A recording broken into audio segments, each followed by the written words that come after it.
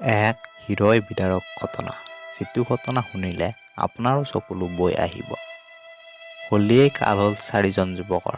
ৰাজ্যবাসী হোলী আনন্দৰ মাজতে এক হৃদয় বিদাৰক ঘটনা। নদীত গা ধুবলৈ গৈ 2জন যুৱক থিতাতে নিহত। ঘটনাটো বাইহাটাৰ চাৰিআলি কমলপুৰৰ। ৰাজ্যবাসীয়ে আবিৰ ৰঙত বিলীন হৈ থকাৰ সময়তে কমলপুৰৰ বৰঠেকপাৰাত অঘটন। ফাকুৱাখালি 4জনীয়া এটা যুৱকৰ দলে গৈছিল পুঠিমাৰী নৈত গা ধুবলৈ।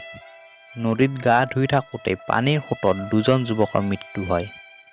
আন 2জন যুৱক গুৰুতৰভাৱে আহত হৈ চিকিৎসাধীন হৈ আছে।